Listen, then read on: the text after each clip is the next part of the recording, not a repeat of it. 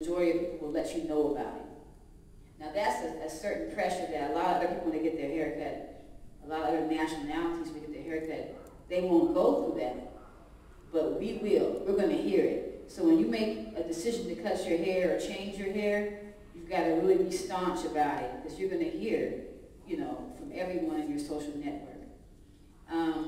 When I was doing research in my book, Black Hair in the 21st Century, when I was writing my journal, when I was doing putting together the manuscript, I had some folks from different parts of the country review the book.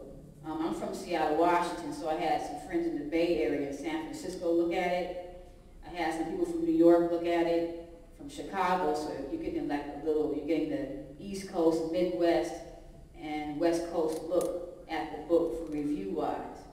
And what I got was very interesting, because some of the women that reviewed the book, some of them were like in their early 20s, some were like in their 50s, and then a couple were like in their late 30s. So that gives you kind of like a roundabout situation about the ages, the different eras that people come from.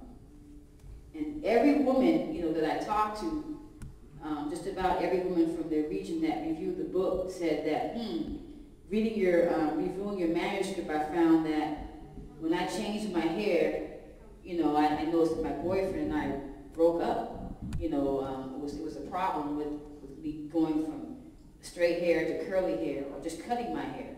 And I was like, I wasn't really surprised, but I was shocked by how many people said that. And that's part of the social implications that arise. You may think that someone is with you because of your spirit, because of who you are, your personality. That's part of it. But it might be because they like the way your hair looks. I know it sounds superficial and kind of funny, but you'd be surprised. People have preferences.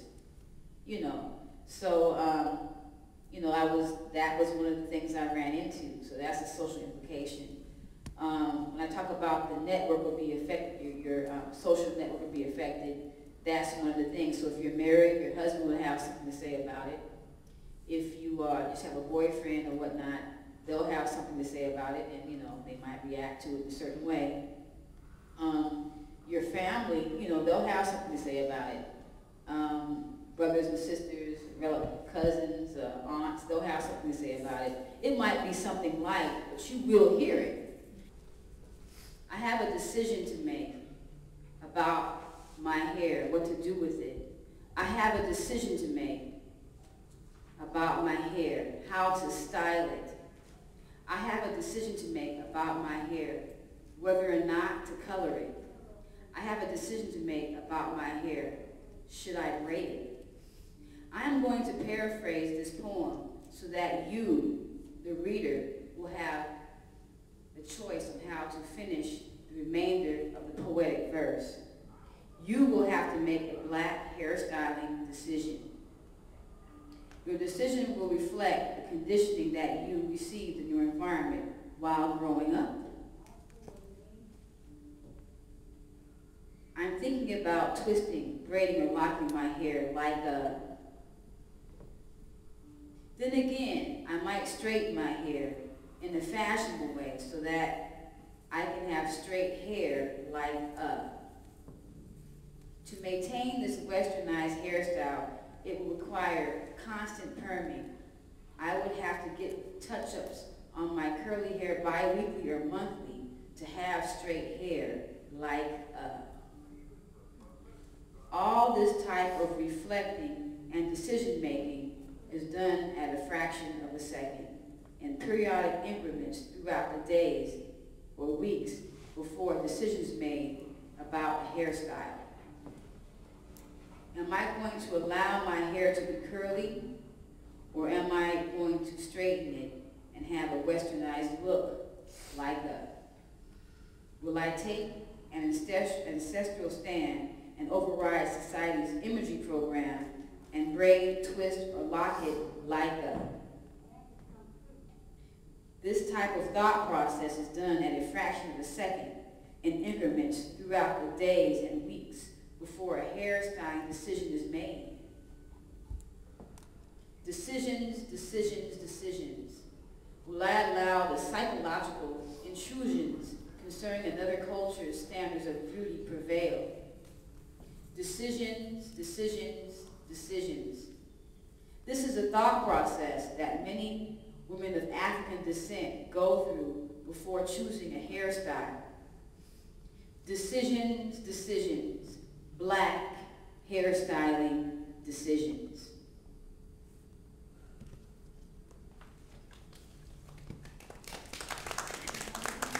Thank you. And I'm going to read the second poem. It's called It's All in the Hair.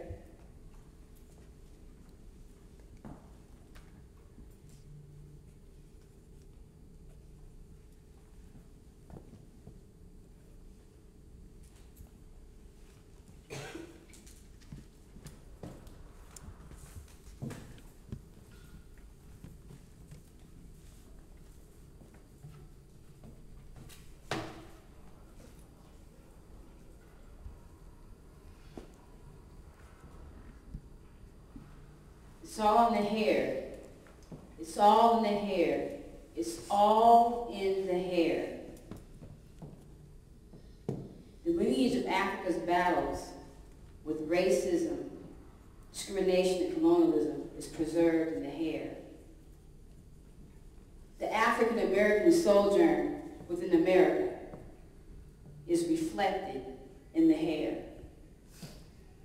How we, as descendants of the motherland, had to adapt and survive. It's all in the hair. Consciousness, flexibility, invincibility. It's all in the hair. How you look at life, how you see yourself, how you look at yourself culturally is all reflected in the hair.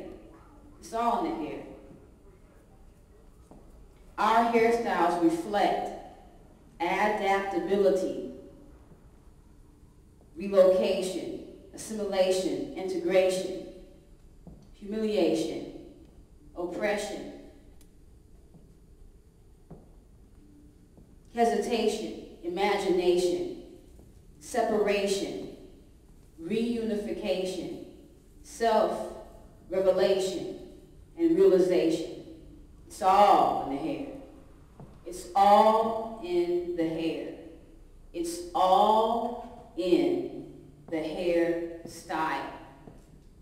And that is my second poem out of the book, Black Hair in the 21st Century, poetry that gets to the root of the matter.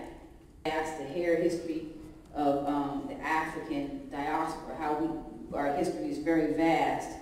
And so I went back to prehistoric times to talk about the hair.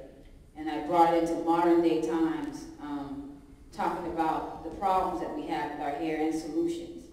So this book is not only a journey in a historical poetry, it's also a book about solutions, how you can go about looking at your hair and looking at yourself. It doesn't matter whether or not you have a relaxer or hair texturizer or whatever perm, what have you.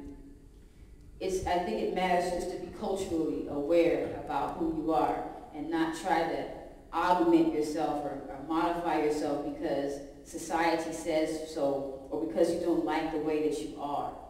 That's what I kind of wanted. That negative thinking about self is what I wanted to try to get rid of. And that was an inspiration about putting that book together as well. I want to thank everyone for coming out and listening to the lecture.